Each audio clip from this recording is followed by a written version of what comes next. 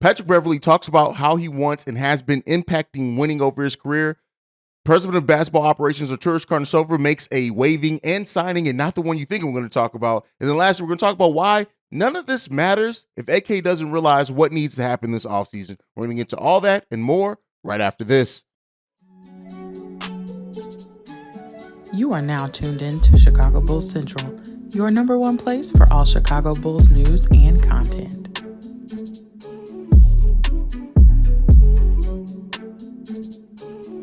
All right, Bulls fans, welcome to another episode of Chicago Bulls Central, your number one spot for everything Chicago Bulls related. I'm the host here, Haize. You can follow me right off the top at CEO Haize on any social media platform. But with that being said, let's talk about these Bulls. So Patric Beverley, our buyout signing, the Bulls are actually expected, I think, to have their first practice either today or tomorrow. Patric Beverley is going through his physical today, so he'll clear that pretty easily, join the team. He'll be there maybe even as soon as our game on Friday, so we'll see what that means. But Patric Beverley talked about what he wants to bring to the Chicago Bulls team, and I'm going to directly quote him again. This is from his podcast. I impact winning. I'm shooting 40% over the last couple of months, actually playing my best basketball. My numbers right now are better than my numbers in Minnesota last season. And he's going to also wear number 21. Shout out to Chris Duhan's number, I believe. But with that said, Patric Beverley is coming in here with the mindset. He understands what he needs to do. So many guys have already quoted the fact that he said he's going to be on Zach LaVine's ass. He talked about him and Vooch being a 4, and him and DeMar are good and they have a relationship. Listen, I love the camaraderie, right? I love that. I love coming into this team with already built chemistry, and he has a defined role. He knows what the Bulls are going to need from him. I have my own issues with the Bulls needing to really find a leader and a vocal leader and an identity at the buyout market for the second year in a row, because that's just not what consistent playoff teams do. They have their identity when they come in the season. That is why we did hear from head coach Billy Donovan, first practice, first day of training camp. Billy Donovan, we need to build an identity. You failed at building that identity over the course of the season because you're still looking at it from the buyout market, much like you did last season. Now, that's not a knock against Pat Bev. I'm glad with the mindset he's coming in here from the city. He already knows and he's familiar with these players and he knows what his role is going to be. Patric Beverley is a veteran that understands how he can come in and impact this team. The biggest question that I've been remaining saying that is, for somebody to come in and not be a part of the practices, to come in with 22, 23 games left on the season, and to really kind of set that tone, are the younger players going to listen to him or are they going to block him out? That's the biggest thing, right? Now, Patric Beverley could end up being a more long-term signing here in Chicago. That just really does depend on what happens with Lonzo, what else they do with the roster, things like that. But I do think that, there's a possibility in which Pat Bev is on this roster next season. We may not bring back Goran because of his age, and then Pat Bev slides into that. There is a possibility of that. Now, the Bulls got a lot of things that they need to figure out financially this offseason, and we'll talk about that later on in this episode. But at least now, Pat Bev, he's coming in. He understands his role. We all know he's going to bring, come in, be that talker, be that voice of reason, hopefully. And, we'll see if the players respond to it in a way that's meaningful. I've said this before here, is that the body language of this team for at least the last month has just, even when they were winning, it just has not felt right. And if nothing else, I hope that the signing of Patric Beverley brings in a new level of energy. You hear, and you're going to get somebody who's going to be in your ear, whether you have to tune them out or not. And hopefully that just changed the energy around this team. And then also hearing that Pat Bev chose the Bulls over the Warriors, right? And yeah, the Warriors right now haven't looked like the team that they have, but I think most people have that thought in the back of their mind that, hey, the Warriors could really, as they've done before, turn this on at any point in time. And if they do that, they can go on a deep playoff run. Pat Bev joined a team that right now sits even outside the play-in, and that, I think when you see this, the reasons of it being in Chicago and all those type of things, but really at the end of the day, he knows what his role is going to be. He's coming into a place that he gets to maximize his voice, whether they hear it or not, and we'll see what that turns into for the Bulls. Like I said, have my own issues with the fact that we're looking for this type of identity this far into the season and at the buyout market.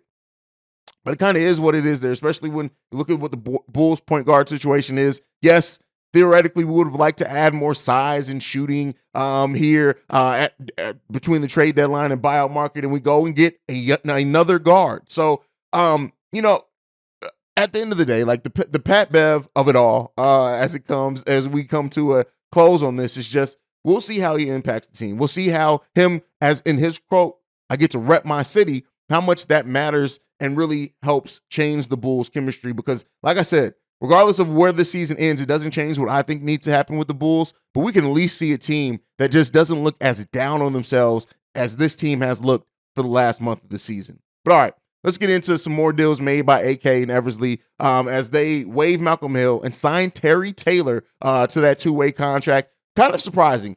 Terry Taylor, 6'5", 230 pounds. He's a forward. Tony East, who did Locked On Pacers, actually said that he's one of the best small rebounders in the league. Shout out to, he had that conversation with Pat, the designer. But, he played 59 games with Indiana. He recorded a 24-16 game against the Orlando Magic. Now, I don't know how much we're going to actually see, mainly because, we're adding Patric Beverley to this roster. Yes, Javonte's still hurt. Derrick Jones Jr., I think, is still hurt, to our knowledge.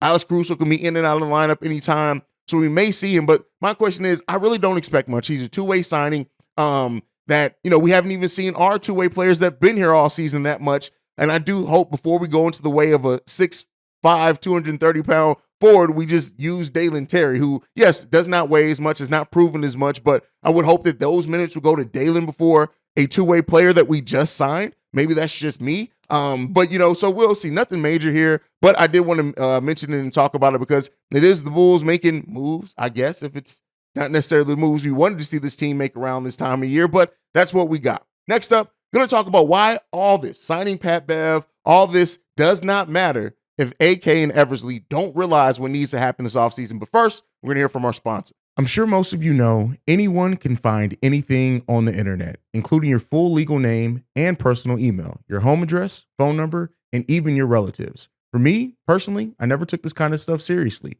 that people can take my personal data and use it for their own financial gain.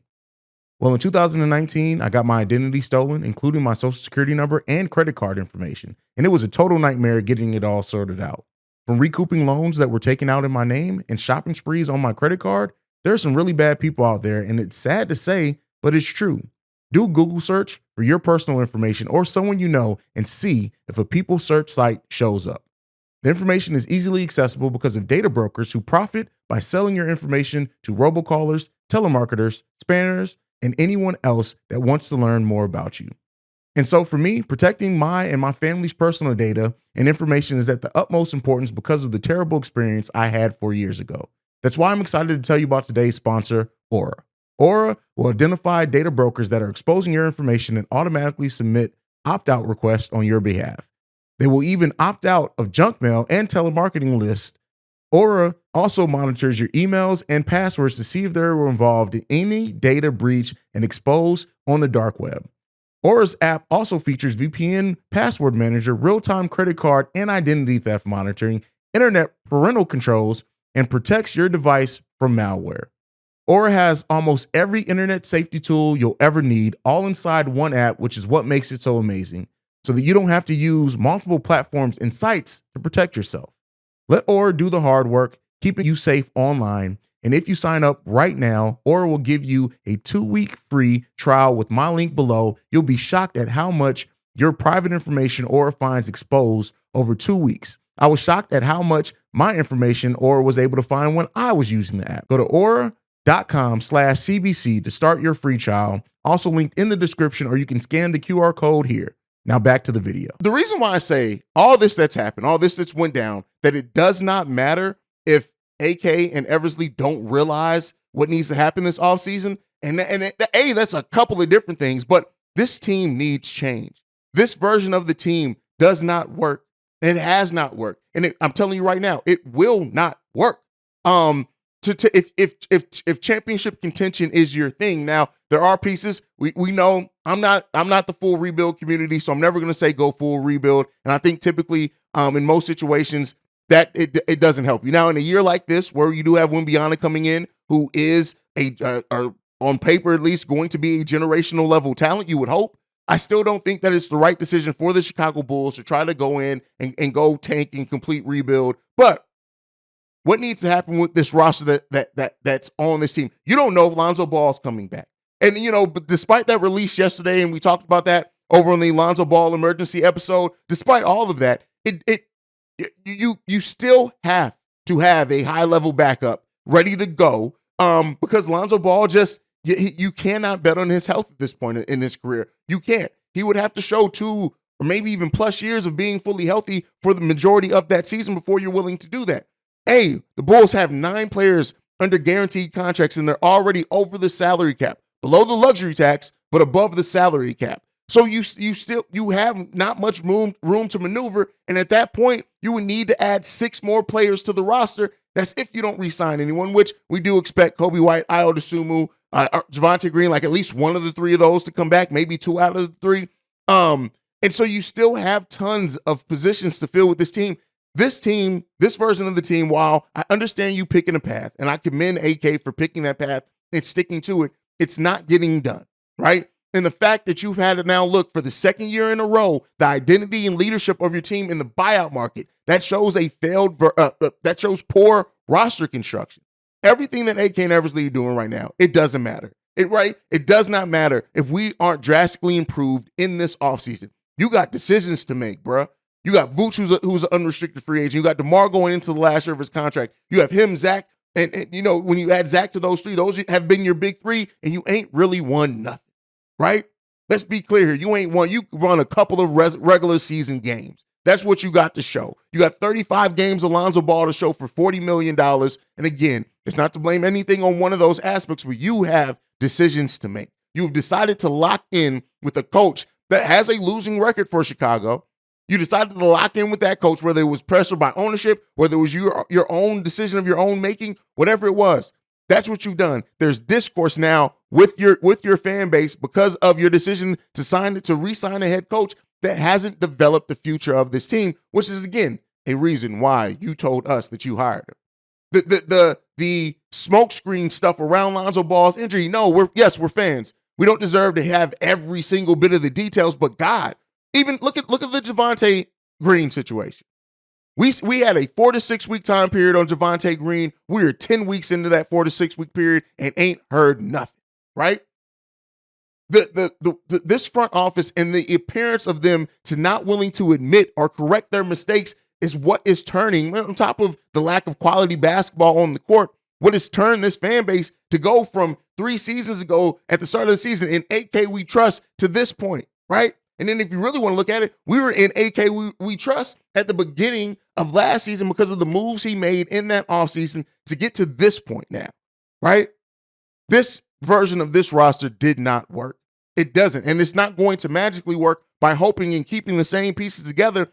And like that's literally the definition of insanity. You cannot run this situation back. And even if the Bulls do go on this run with Pat Bev, my biggest concern is if they do, right? Let's say the Bulls, I think they have 23 games left. Let's say they win 15 out of those 23. They go 15-8 on the back half of the season. Somehow they magically skip past the play-in. Do not forget what needs to be done this offseason. All that doesn't matter. I don't care what run the Bulls go on. There's nothing that the Bulls can do this season that can change what needs to happen this offseason. And if you are serious about putting the best team that you can out there, you talked about how the city deserves a title, all these things, the hide the hand techniques, the fact that we don't hear from the front office on things that you say and that we should expect, and then we don't hear from you to the middle of the season and you're basically selling, you thought I was trading people? Like, that's not cool. It's not going to cut it. The frustration around Bulls Nation right now is you can feel it. You feel it in every tweet type. You feel it in everybody in the UC. It's felt, right? And so none of this matters. I don't care what two-way signing, what buyout signing. I don't give a damn about none of that. Because at the end of the day, it does not change what needs to be done. And if you're not willing to do what needs to be done, then we have a problem. Then we're going to be stuck in this area. You can't fall in love with your own players just because you brought them in. Much like I know a lot of Bulls fans have the mindset of, well, that's not their guys. Those guys Gar Patch drafted. They're going to send them out. Just like you can't send out everybody from a previous regime just because they were from a previous regime. You have to evaluate the talent you have there. You can't fall in love with your own players, with your own draftees, with your own whatever, and not be willing to make the moves that are necessary. Ayo Dosunmu had a down season. I understand the bet on him being a starting level point guard for us. And to his credit, Ayo, a sophomore slump is a sophomore slump for a reason. But unless you were like the Ayo experiment at starting point guard, he got to earn it back. And yes, he's probably going to finish the season as the starting point guard, as he should. But you got to do something else in that position. And that's what sucks, because if you don't know that Lonzo Ball is coming back or not, it's hard to make those decisions, because at that point you're attaching big money to a player. But AK has to be willing to make the moves that are necessary to improve this team, whether that means moving off DeMar, whether that means, even though I think more than likely, moving off Zach. Whatever happens, we have you took a shot at it, and I commend you for taking a shot. But now you got to change the path, because where the Bulls are headed right now is not anywhere pretty. Where we have been, but outside of the first 35 games of last season, has not been anywhere pretty. So until that front office is willing to do what's needed to be done to correct these mistakes, we got dark times ahead of us as Bulls fans. But that's it. That's just kind of the little rant that I wanted to go on to end this show. Make sure you guys follow the show at Bulls Central Pod. You can send us any feedback, questions, comments, concerns, bullscentralpod@gmail.com. Lastly, if you want to leave a text message and our voicemail, the number to do so, 773-270-2799. We are the number one spot for everything Chicago Bulls related because of you guys. And like I like to end every episode on, go Bulls. Love you guys. See red if you can, y'all. Peace. This has been a presentation of the Break Media.